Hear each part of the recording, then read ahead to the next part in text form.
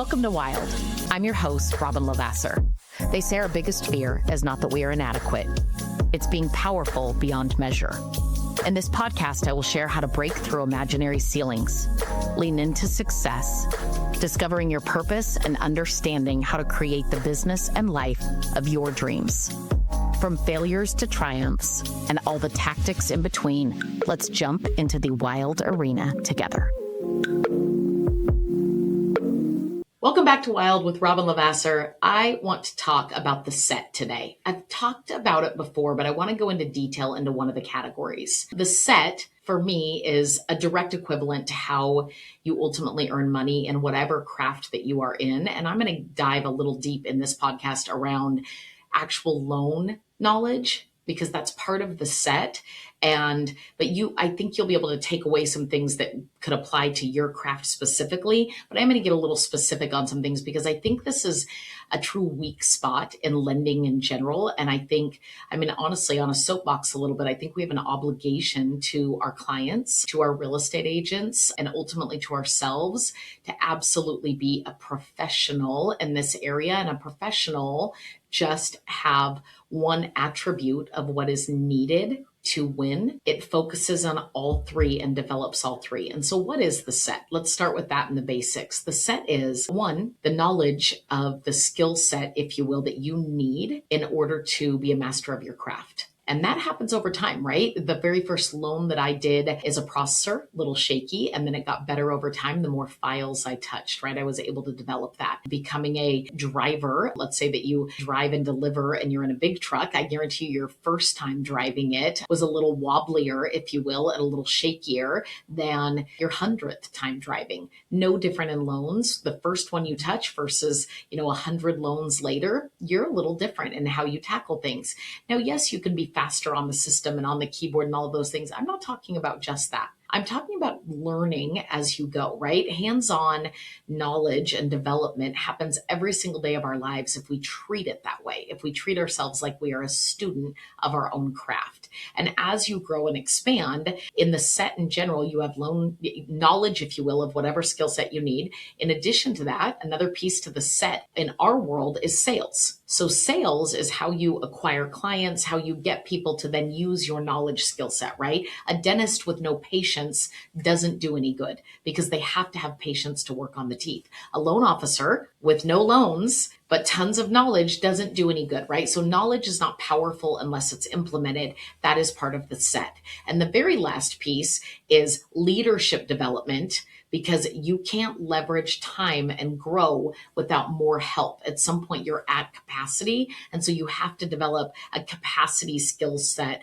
a delegation, a leadership. It all falls into that category. And so you've got expansion, if you will, scale skill set that comes with leadership. You have craft knowledge, which is your knowledge of exactly what you're doing in your field of choice. And then you have client acquisition, which falls into, for my world, I call it sales, leadership, knowledge. That is the set. And in order to really be masterful, you have to have all three. Where is one link? I will tell you, without sales skills, you are for sure not able to use that knowledge. So what has happened in the industry is so many people have gone out and actually adapted a ton of sales skills, which is a huge win, but they've let the knowledge lapse. And because computers are so efficient, because there are so many tools at our fingertips, when you let somebody do something for you, if you will, you don't have those old school roots that often worked because you can get to it faster, easier, right? When your phone spell checks for you, you might never really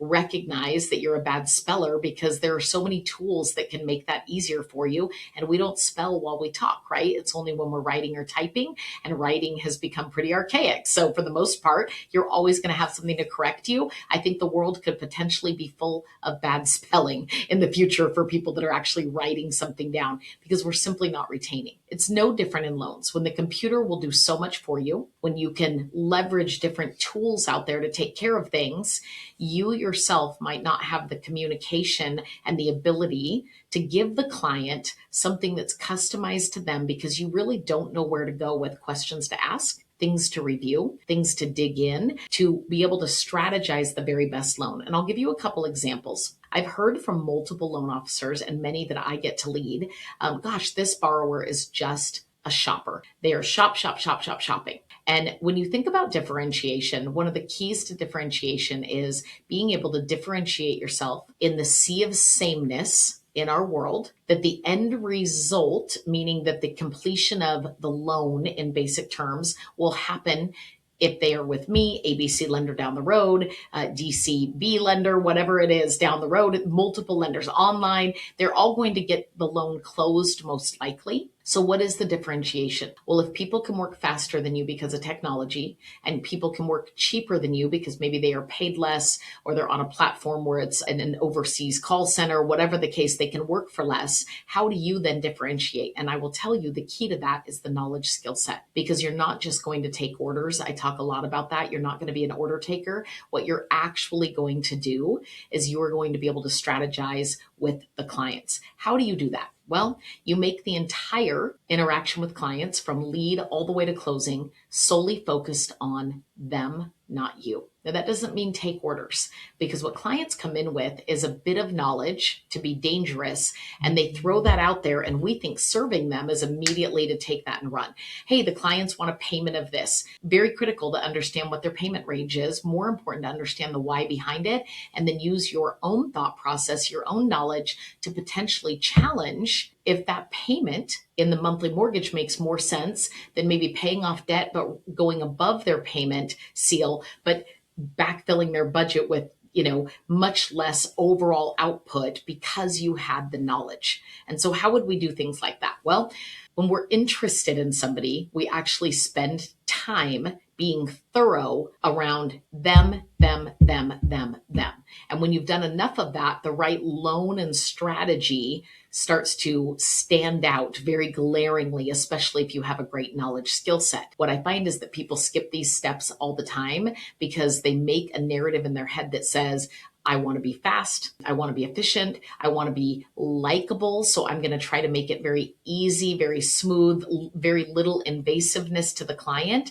And when you write that, when that's your reticular activator system, you don't say things like, gosh, I need to spend a fair amount of time with these clients digging in to everything about them so that I can come up with the very best strategy for their loan. I need to dig into their personal needs, their story, their journey, what things look like right now and what it looks like in 1 to 5 years, right? What their plans are. And when you dig in appropriately, and I'll get to the story part, a loan officer of mine called and said, hey, I'm competing on a deal. And the borrower doesn't want anything but the interest rate. That's all he wants to compete with is the interest rate and the closing costs, and that's it. And as I was listening to the loan officer, and we we're kind of going back and forth, and the client already had 2 different fee estimates that honestly, he wasn't even in contract yet. So it's a little bit crazy because people were quoting crazy rates. And I was like, what do you know about the client? He knew very little about the client. And so I instantly, with this little handy tool, I was able to literally bring it up, look on Facebook, catch a few things that just gave me a few pieces of insight into the client. And then I asked the loan officer, would you be comfortable if I got on the phone with them?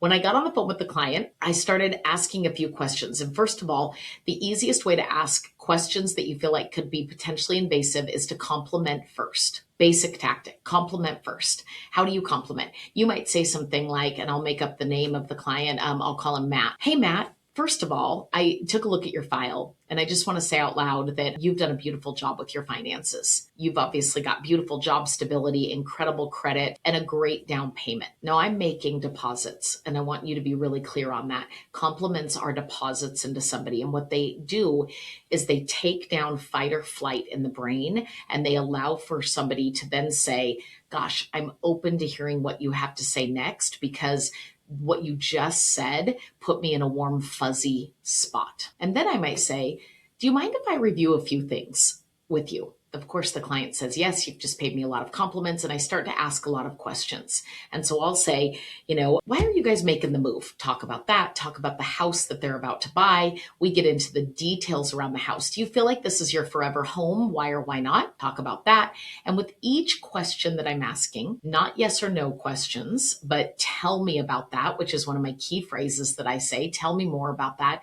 Define that for me. And I'm digging, and they'll take you on a journey that if you stay fully interested in them, that journey will then lead you to guiding them in the best possible way. And because they have spoke so much about themselves, because they have gone into detail, because they have gone into places that they hadn't even thought pertained to the loan, but they've shared them with you, the trust curtain starts to fall. And while it's all the way up here, meaning I don't want you to really see me, know me, and I don't want to really see you and know you, when it falls, all of a sudden we're making eye contact. We're making connection. We're making verbal tone communication that it starts to build trust. We might be laughing a little bit or reflecting some. And pretty soon that trust curtain falls all the way to the ground and you've beat the biggest obstacle. Now that's not through manipulation. It's through interest of the client. And as you go through each step and you compliment, how many times do you ask key questions? And I can't get into everything on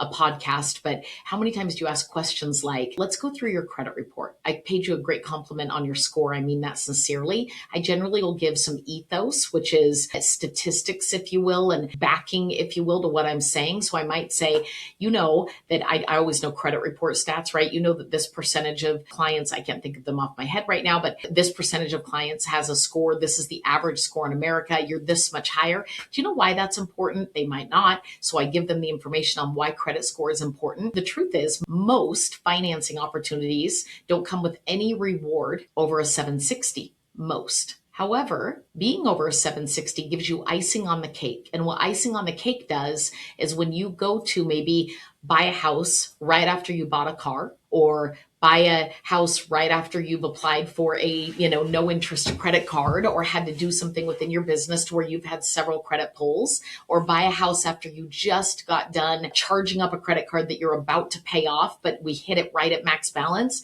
Your icing on the cake protects your score so that you always stay in the highest tiered category. So yes, it's a beautiful thing to get all the way into the 800s. It's not necessarily a rewarded thing on anything over 760. It's more of a buffer. And that's a beautiful thing. Why would I go into such detail on credit? And I could do that in a low credit score situation, in a mid credit score situation. I could give facts and a storyline so that they could relate. And I would do that because that's called something of a brain surgeon close. When you educate people and people feel more knowledgeable as a result of their time with you, they trust you more and they want to stay connected to you longer. What a beautiful gift. Right? I know the most knowledgeable dentists and doctors and hairdresser, plant and tree person, veterinarian. There's all sorts of people in my life that I access the most frequently because I trust them.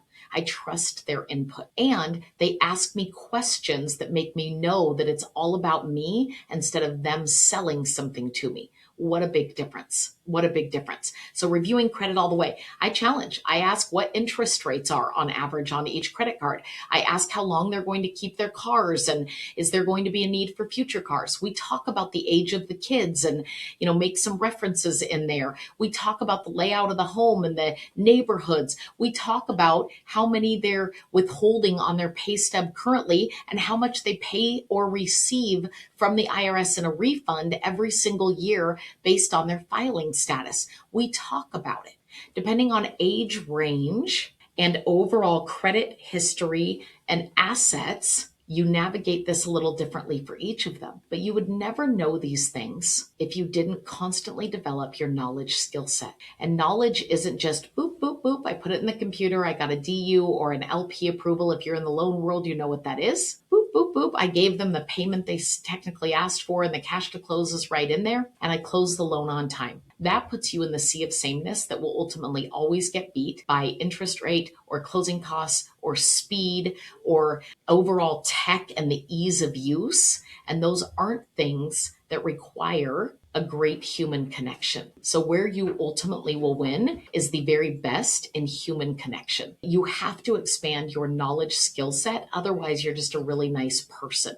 And being a really nice person doesn't ultimately win when they've hired you for a professional service. So yes, be great at sales. Yes, continue to work on leadership, but sales comes first. Knowledge and huge depth of knowledge will absolutely not only add and invest in other people's lives, but it will certainly add the most impact into you and what you fulfill in other people. I hope this was helpful. If it was, share it. It's a huge topic. I could go on and on and on, but I think it gave you enough for a few tactics and a few shifts in your own business. And we will see you on the next Wild.